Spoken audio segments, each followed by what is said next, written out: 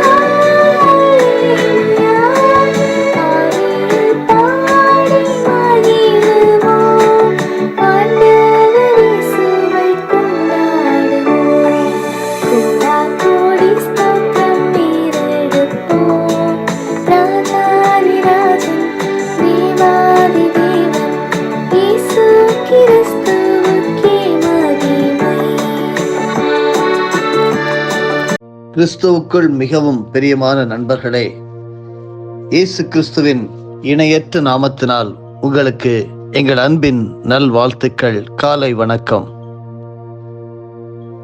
இந்த செய்தியை கேட்கும்படி நீங்கள் தேவ திட்டத்தின்படிதான் கேட்டுக்கொண்டிருக்கிறீர்கள் என்று சொல்லி நாங்கள் முழுமையாக நம்புகிறோம். உலகத்தின் முடிவை குறித்து ஒரு தெளிவையும் அந்த முடிவிற்கு தப்பித்துக் கொள்வதற்கான வழியையும் எல்லோரும் அறிந்து கொள்வது முக்கியம் என்று கருதினதின் விளைவே இன்று நீங்கள் கேட்டுக்கொண்டிருக்கக்கூடிய இந்த தொடர் செய்தி. பரிசுத்தம் குறைந்த நிலையில் பலர் ஜீவிப்பதை நாம் பார்க்கும்போது இந்த எச்சரிப்பின் செய்தி மிகவும் தேவைப்படுகிற காலத்தில் நாம் இருக்கிறோம் என்பதை நாம் அறிந்து கொள்கிறோம்.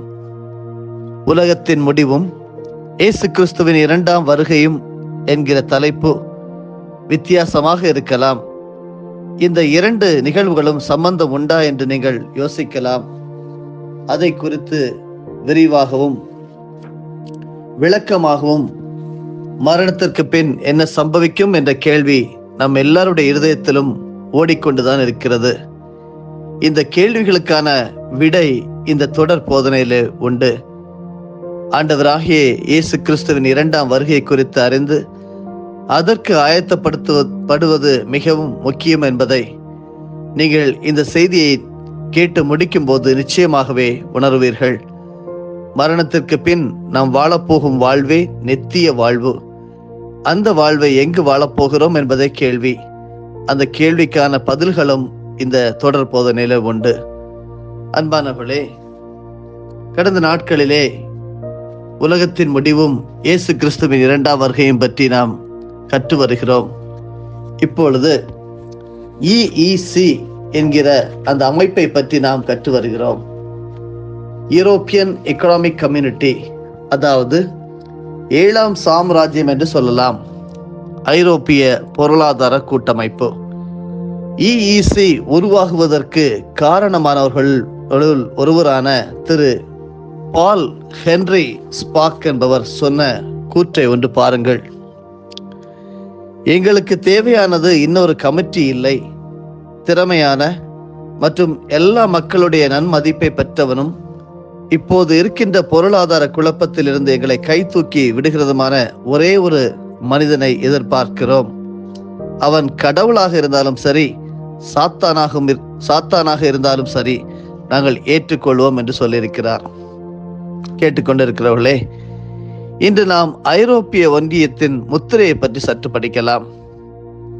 ஐரோப்பிய ஒன்றியத்தின் முத்திரை, அதாவது அதனுடைய லோகோ, ஒரு மிருகத்தின் மீது ஒரு பெண் ஏறி அமர்ந்திருப்பது போன்று உருவாக்கப்பட்டுள்ளது. அந்த தலைமையகத்தின் முன் இப்படி ஒரு பெரிய சிலை இருக்கிறது. அது மட்டுமல்ல, ஐரோப்பிய ஒன்றியத்தில் அங்கம் வகிக்கின்ற எல்லா நாடுகளிலும் இது போன்ற சிலை நிறுவப்பட்டுள்ளது. ஐரோப்பிய ஒன்றியத்தில் அங்கம் வகிக்கும் நாடுகளின் கொடிகள் அந்த மிருகத்தின் மேல் நாட்டப்பட்டுள்ளது போன்ற படத்தை ஐரோப்பிய ஒன்றியம் தங்கள் பத்திரிகையில் வெளியிட்டுள்ளார்கள்.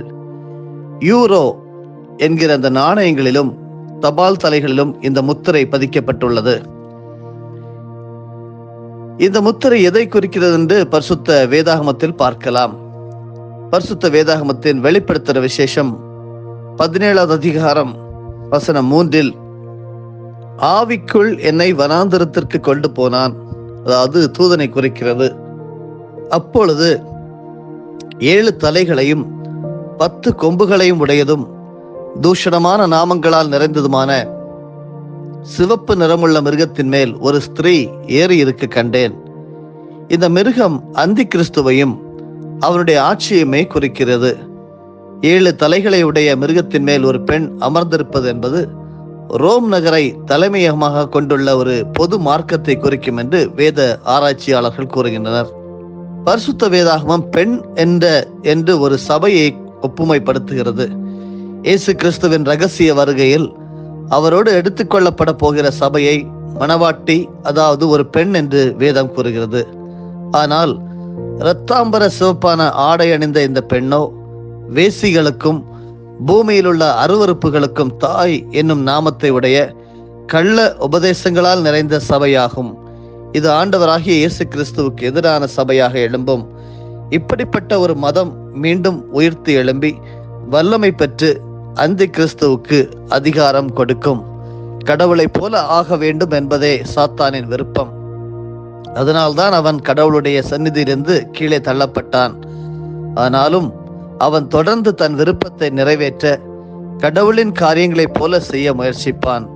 கிறிஸ்துவுக்கு எதிராக அவன் செயல்படுவதனால்தான் கடைசி காலத்தில் அவனுடைய வல்லமையை பெற்றவனாக அவன் எழுப்பும் மனிதன் அந்தி கிறிஸ்து எனப்படுகிறான். அந்தி கிறிஸ்து என்றால் கிறிஸ்துவுக்கு எதிரானவன் என்று அர்த்தம். அதுபோலவே பரிசுத்தவான்களுடைய சபைக்கு எதிரானதாக இந்த சபை காணப்படும்.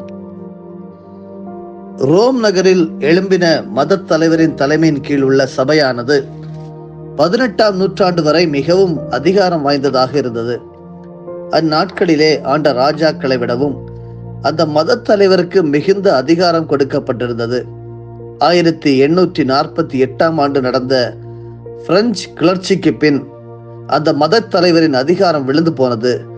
மீண்டும் இந்த சபையானது எழும்பி வல்லமை பெறும் என்பதையே 7 தலைகளை உடைய மிருகத்தின் மீது இரத்தாம்பரமும் சிவப்புமான ஆடை தரித்த ஸ்திரீ அமர்ந்திருப்பது குறிக்கிறது. இப்பொழுது இந்த ஐரோப்பிய பொருளாதார கூட்டமைப்பாகிய EEC 7ஆம் சாம்ராஜ்யம் வந்துவிட்டது.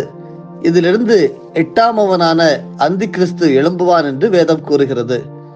1975ஆம் ஆண்டு ஐரோப்பிய பொருளாதார கூட்டமைப்பும் இஸ்ரவேல் தேசமும் வர்த்தக ஒப்பந்தத்தில் இணைந்துள்ளன.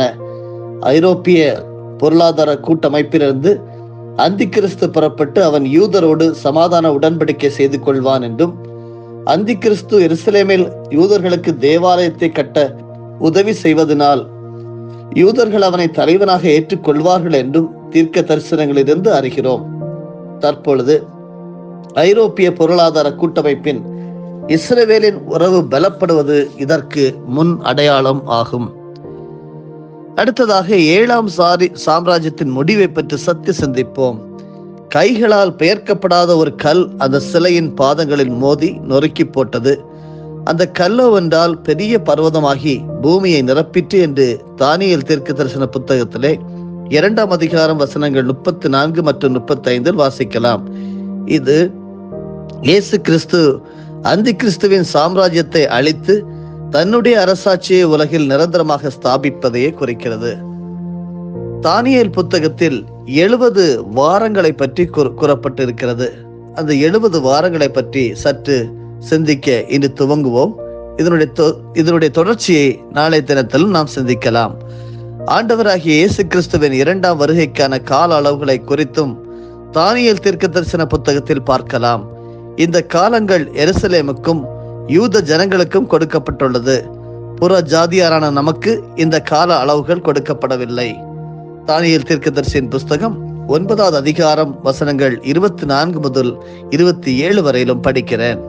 மீறுதலை தவிர்க்கிறதற்கும், பாவங்களை தொலைக்கிறதற்கும், அக்கிரமத்தை நிவர்த்தி பண்ணுகிறதற்கும், நித்திய நீதியை வருவிக்கிறதற்கும், தரிசனத்தையும் தீர்க்க தரிசனத்தையும் முத்தரிக்கிறதற்கும், மகா பரிசுத்தமுள்ளவரை அபிஷேகம் பண்ணுகிறதற்கும், உன் ஜனத்தின் மேலும் உன் பரிசுத்த நகரத்தின் மேலும் 70 வாரங்கள் செல்லும்படி குறிக்கப்பட்டிருக்கிறது. இப்போதும் நீ அறிந்து உணர்ந்து கொள்ள வேண்டியது என்னவென்றால், எருசலேமை திரும்ப எடுப்பித்து கட்டுகிறதற்கான கட்டளை வெளிப்படுவது முதல் பிரபுவாகிய மேசியா வருமட்டும் 7 வாரமும் 62 வாரமும் செல்லும். அவைகளில் வீதிகளும் அலங்கங்களும் மறுபடியும் கட்டப்படும். ஆனாலும் இடுக்கமான காலங்களில் இப்படியாகும். அந்த 62 வாரங்களுக்கு பின்பு மேசியா சங்கரிக்கப்படுவார். வாரங்களுக்கு பின்பு மேசியா சங்கரிக்கப்படுவார். ஆனாலும் தமக்காக அல்ல, நகரத்தையும் பரிசுத்த ஸ்தலத்தையும் வரப்போகிற பிரபுவின் ஜனங்கள் அழித்து போடுவார்கள். அதன் முடிவு ஜல பிரவாகம் போல இருக்கும். முடிவு பரியந்தம் யுத்தமும் நாசமும் உண்டாக நியமிக்கப்பட்டது. அவர் 1 வாரம் அளவும் அநேகருக்கு உடன்படிக்கையை உறுதிப்படுத்தி அந்த வாரம் பாதி சென்ற போது பலியையும் காணிக்கையும் ஒழிய பண்ணுவார். அருவருப்பான செட்டைகளோட பாழாக்குகிறவன் வந்து இறங்குவான். நிர்ணயிக்கப்பட்டிருக்கிற நிர்மூலம் பாழாக்குகிறவன் மேல் தீர் மட்டும் சொரியும் என்றார். இதை காபிரியேல் தூதன் தானியேலுக்கு தெரிவிக்கிறார். அருமையானவர்களே, தானியேல் புத்தகத்தில் 70 வாரங்களை பற்றி நாளை தினத்தில் நாம் தொடர்ந்து தியானிக்கலாம். கர்த்தர் உங்கள் ஒவ்வொருவரையும் ஆசீர்வதிப்பாராக. ஆமேன். ஜெபிப்போம். எங்கள் அன்பு இரக்கம் உள்ள நல்ல ஆண்டவரே, இந்த புதிய நாளுக்காக உமக்கு நன்றி செலுத்துகிறோம். ஆசீர்வாதமான ஒரு வாழ்க்கைக்காக உமக்கு கோடி ஸ்தோத்திரங்கள். என்னோடு இணைந்து இந்த சத்தியத்தை கேட்டுக்கொண்டிருக்கிற ஆழமான கருத்துக்களை பரிசுத்த ஆவியானவர் எங்களுக்கு எளிதாக போதித்து தருகிற உமக்கு நாங்கள் ஸ்தோத்திரம் செலுத்துகிறோம். ஒவ்வொரு பரிசுத்தவான்களையும் இயேசு கிறிஸ்துவின் நாமத்தினாலே உம்முடைய கரங்களை தந்து செபிக்கிறேன். ஆண்டவரை கேட்கின்ற செவிகளாக மட்டுமல்லாமல் அதை தங்களுடைய வாழ்க்கையிலே அவர்கள் பிரயோஜனப்படுத்துகிறவர்களாக அநேகருக்கு இந்த செய்தியை சொல்லும்படியாக கர்த்தர் உதவி செய்வீராக. உம்முடைய 2ஆம் வருகையிலே நாங்கள் பாக்கியவான்களாக நாங்கள் உம்மோடு இருந்து வாழ உதவி செய்யும். இந்த நாள் மகிழ்ச்சி நாளாக, ஆசீர்வாதத்தினால அறிவிக்கிறோம். இயேசுவின் மூலமே பிதாவே, ஆமேன். என் ஆத்துமாவே கர்த்தரை ஸ்தோத்தரி, என் முழு உள்ளமே அவருடைய பரிசுத்த நாமத்தை ஸ்தோத்தரி. என் ஆத்துமாவே கர்த்தரை ஸ்தோத்தரி, கர்த்தர் செய்த சகல உபகாரங்களையும் மறவாதே.